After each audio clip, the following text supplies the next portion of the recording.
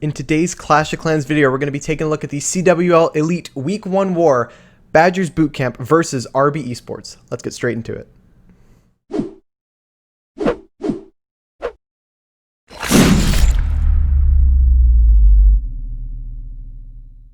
How's it going, everyone? Welcome back to another Clash of Clans video. Today, we're going to be taking a look at the Badgers Bootcamp versus RB Esports CWL Elite 15 War. Now, Badgers Bootcamp are obviously filled with a bunch of people from the KJ guys. This is the clan that we're using to run from when it comes to CWL Elite 15. So I've got a couple of 3-star attacks selected for this video specifically. We have 12 to choose from, so unfortunately, I'm not going to be able to show every single 3-star, but I've got a couple of pretty good hits here.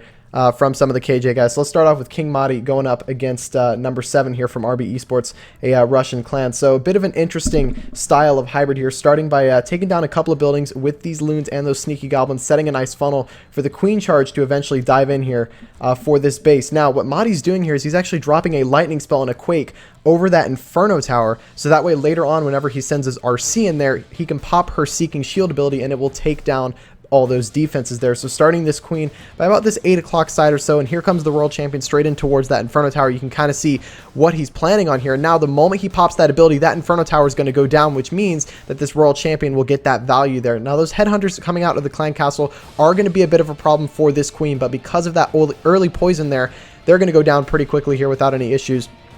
Now, we still have the defending witch on the other side there over by the right of the queen, but she's eventually going to go down. It's not going to be that much of a worry there. There's the rage spell to keep that queen moving. There's the Coca Loon to make sure that there's no black mines to take down the healers, and this queen is then going to step up for this town hall. Now, notice the gaps in the walls. I've talked about this a little bit on my live streams. A lot of bases nowadays in the meta are starting to adapt this open compartment structure, essentially because wall breakers will not target these sections of walls here because they're not connected. The wall breaker AI does not recognize that as a compartment, which means that the queen is actually not going to be able to get broken in. She has to get forced in, and you can kind of see the funnel that Motti's set for his hybrid here. He's dropping that siege barracks with the king over by 3 o'clock, and we've got the hybrid diving straight through from the 4 o'clock position. And look at this queen over here at the left side. She's kind of just diving through. She's not having to worry about much here. She's not taking a ton of damage. He's eventually going to have to use her ability here because of those expos, but she's going to keep continuing out throughout the raid here, and she's actually going to end up staying alive for a lot longer than most queens inside of a queen charge hybrid.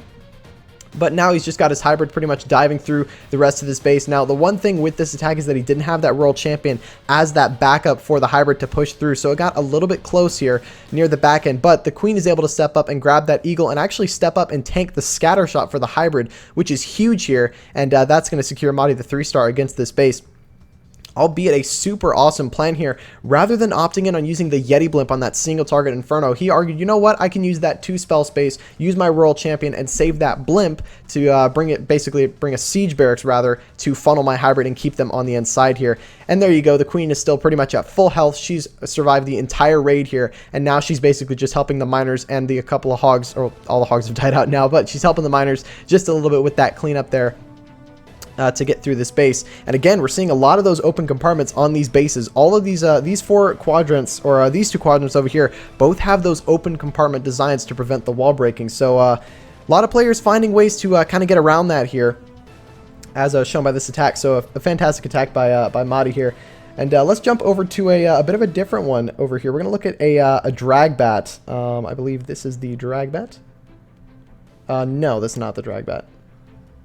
The drag bat is 14. My apologies. There we go. Here's Sakura coming in with a drag bat here. I've got a bit of variety when it comes to the attacks. I tried to pick different attacks here and there that I could show, but so Sakura coming in with the drag bat. Pretty standard stuff so far, starting out with that ice golem in front of the queen to kind of tank a little bit, allowing that queen to kind of set the funnel on that left side there. And here comes the king from the 1 o'clock side. And now that king is going to clear through those buildings and then that's going to allow her to send those dragons straight in from the about 10 to 11 o'clock side here. So queen's going to do some really nice work grabbing that air defense. King still setting a funnel, being patient with his ability, doesn't need to burn it early. Now burns that ability to push him through the rest of those buildings out there. Here come a couple of test loons to make sure that there's no early seeking air mines that could take down these dragons, and then all the dragons are going to wave straight in towards this town hall. Now we have switched to a slammer here because of the pathing with these dragons. Notice the funnel set for these dragons that's diving through to the town hall here. They've got a perfect funnel to dive straight in, and there's going to be no worries there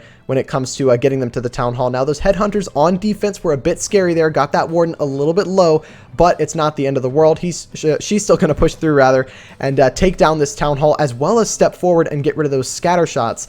And now you can see the amount of splash damage defense is left on this base, and it's not much. Those scatter shots both will go down to the dragons alongside the town hall. Now the only thing that's really left are those a couple of whiz towers, or the final whiz tower rather, at the back end here. And here come the bats from the top side. Now what Sakura's done here is really fantastic, is she's basically sectioned off the bats away from those dragons. You don't want your bats flying in alongside your dragons. You want them to be flying around the same time, but keep them apart, because look at that. She lost over half of the bats to a red bomb that was drawn out by those dragons there. So as long as you can keep them kind of segregated but moving together, you can pick up some pretty awesome 3-stars. And so here was her raid. Now it's just a matter of clean up these dragons running around. We've still got 4 dragons at you know, pretty relatively low health, but they made it through and they got it done. And those bats obviously helping a bunch on cleanup alongside the minions. So this is another fantastic hit from the King Jeffrey guys. I mean, we really overperformed this war. I got to give a huge shout out to the planning team, to the base building team, everybody who was involved in picking up this week 1 win.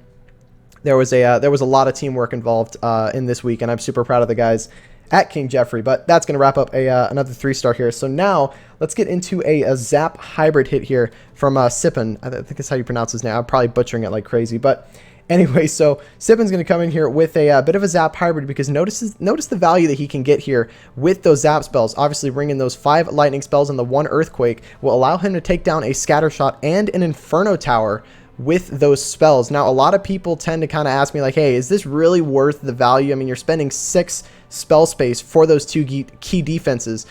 And I would argue, yes, not only are you getting those defenses down, but you're also setting a nice funnel or possibly clearing a single target Inferno Tower for your Queen charge. So this attack is going to go pretty well here. He's trying to force his Queen over to that Town Hall compartment. Needs to make sure that he takes down a couple of buildings. Going to start with that first super wall breaker there to lure that clan castle. It is going to be the triple ice golem CC. We don't normally see that one here. And now once this Queen takes down this elixir storage, the only compartment that this wall breaker can go to is this T-junction by the clan castle. And by breaking through that wall here, that's going to allow the Queen perfect access into the Town Hall. Now the triple ice golem CC, it's known for taking literally years for this Queen to get through it. Really, the purpose of that triple ice golem CC is literally just meant to slow down the Queen. It's not meant to do damage. It's not meant to be scary in terms of the, you know, in terms of the damage that the Queen has taken. It's more of just to slow her down. But here we go. Now he's broken open that wall, not the wall that he wanted there, but that's still going to allow the Queen access to that Town Hall.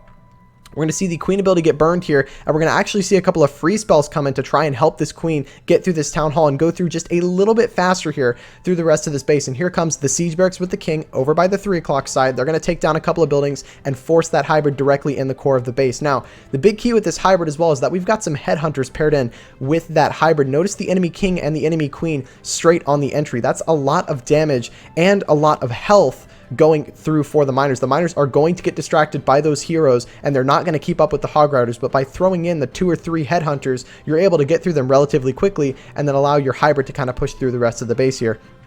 So now his funnel at the right side has pretty much gone down at this point, but notice how much they've funneled.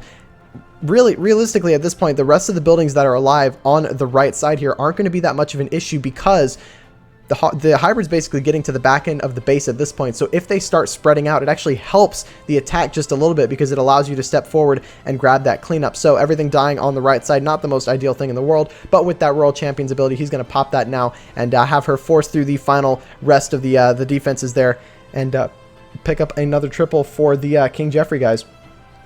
So again, a very, very nice hit there, forcing that Queen in to try and get that Town Hall out of the way. Now, granted, the Queen died early here, but again, notice the value that he got with that Zap spell, or the Zap Quake rather, is that he was able to get rid of that Scatter Shot and an Inferno Tower before it could do any damage to the hybrid, as well as it just set a really good funnel for the Queen to eventually push in for the Town Hall. All right, so now let's go ahead and take a look at we'll take a look at I believe we already looked at this one from King Motti. Let's go ahead and jump over to a bit of a hybrid with a bit of a twist that happens to this one here. So we've got Raj coming in, and he's going to be taking down this base with the standard Queen Charge Hybrid. He's got 4 Coco Loons. He's got a singular super wall breaker here. And now this Queen Charge doesn't exactly go to plan, but Raj is still able to recover nicely and get the 3-star for us here. So dropping that Yeti at the top side to try and push forward and set a nice funnel here. I've seen Yeti funnels a bunch, and honestly, they can get a lot of value, especially if you're trying to get defenses that are hidden behind walls or, you know, protected by buildings here. So now this Queen is going to step forward. She's going to engage the enemy King, but we do have that Headhunter that's going to step forward and help weaken this King, but she's actually going to go down before she helps out a whole lot, which means that we're going to have to burn that poison early, which means that the lava pups are going to do some damage to the Queen. The Queen is also being damaged by the scattershot and the cannon, and the super wall breaker doesn't go the way that Raj wanted him to go. He wanted him to break open the wall by this Barbarian King pad, so placed him just a little bit too high there. And now we have to burn the Queen ability, burn a Rage, and burn a free spell. So already at this point, if you're a defender and you're watching your base get hit and this happens, you're going to be really excited because you know that you have the upper hand on the defense. He's wasted a lot of key, you know, key attacking features here that he could have used later on in the raid, but he's not panicking too much. He knows he's going to lose his Queen here, not going to try and force too many spells to try and keep her alive. He's just going to go textbook here, start with the hybrid, stick towards the plan because he has technically set the funnel here with the Queen Charge. So as long as he can use his spells wisely here, he can push this hybrid through the rest of the base. Now he's opted in to save his free spell and Rage to help the hybrid push through rather than helping the Queen stay alive, because he's argued, you know what, it's going to be a lot more value for me to use these spells on my hybrid rather than the Queen. So we're going to see that early Warden ability here through this Town Hall to protect all the troops from the massive Gigabomb explosion there. There it goes. All the Hog Riders are going to come out of that siege barracks there and support the main army pushing through. Now the funnel at the bottom side isn't set super well here. You notice the King doesn't have his ability, so can't speed forward. But at the same time, he's got all those wizards from the siege barracks helping this King out. And now all of a sudden, a raid that looked like it wasn't going to go far suddenly looks like it has potential for a 3-star. I remember watching this one live. We were definitely a bit concerned when that Queen went down so early, but Raj was still able to keep his composure, step forward, you know, plan the hybrid execute the hybrid according to the plan and go through and get this one done. No more hero abilities left alive, and albeit it was definitely close near the back end, only a couple of miners, or really only a handful of miners remaining here, but the King on the outside doing some nice tanking for the wizards, and the miners able to step forward and grab that single for the King. And the Warden is kind of being a bit OP on offense here, kind of diving through and taking down a couple of buildings and getting them out of the way. So yeah, this base does end up going down. He's got a stack of miners left. That's about 8 to 9 miners sitting in that little bunch. Well, maybe 6 to 8.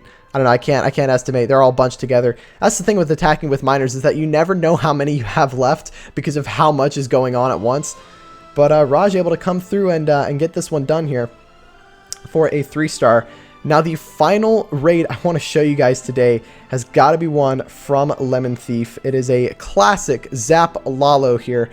Gotta show this one off. Gotta love the Zap Lalo. Honestly, the value you can get with these spells is definitely one to showcase in these videos here. But we're gonna start by completely zapping the core. Now, not only does this grab the value that Lemon Thief was looking for here, but it's also going to make this base into a bit of a donut shape, which allows him to Lalo through the base easier. So realistically, if you're doing any kind of Zap Hog, Kill Squad Hog, Zap Lalo, whatever, you want to try and section off the base to a bit of a donut shape, to where then you can push through with a Kill Squad, cut that donut, cut a quarter out of that donut, and then Lalo or Hog Rider through the rest of the donut in you know, one motion there. That's, I don't know how to fully describe that there, but that's basically the premise behind you know, why he went for the core, to zap the rest of the core. So starting with the Kill Squad, funnel them in nicely. We've got the Queen and the King diving forward to try and take down this air defense and the scatter shot up here, but more importantly, set the funnel for the Lalo to eventually come in from this 5 o'clock side here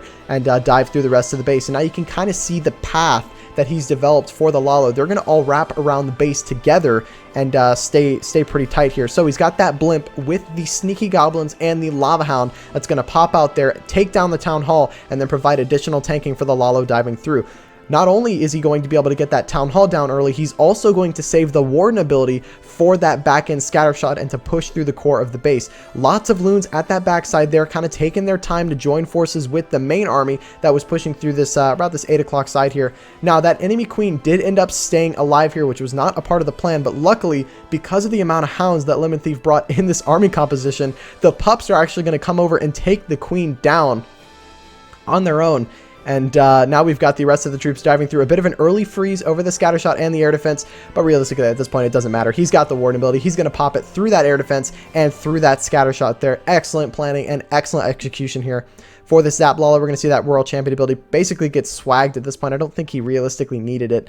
He might have been fine without it, but that's going to wrap up this 3-star and the final raid for this war recap. So now, a bit of word for anyone watching this video. I've taken a bit of a different style for videos that I'm going to be producing. I want to incorporate face cams and stat boards and things like that into videos a lot more often. So if you like this format and you think it's a good format that could, work well for videos, feel free to let me know in the comment section. I would greatly appreciate some feedback. But again, huge shout out to the King Jeffrey guys picking up a week 1 win. There we go. It's a bit of a tongue twister there against RB Esports. And yeah, that's going to do it for me. Thank you guys so much for watching. If you enjoyed the video, please feel free to drop a like on the video and subscribe for some more awesome Clash of Clans content, as well as follow me over on Twitch and Trovo. I try and do about 2 to 3 live streams a week. Sometimes I will get busy, but I also try and bring some awesome Clash of Clans war content for you guys. So stay tuned for that in the future. That's going to do it for me. Thank you guys so much for watching, and I'll see you guys later. See ya.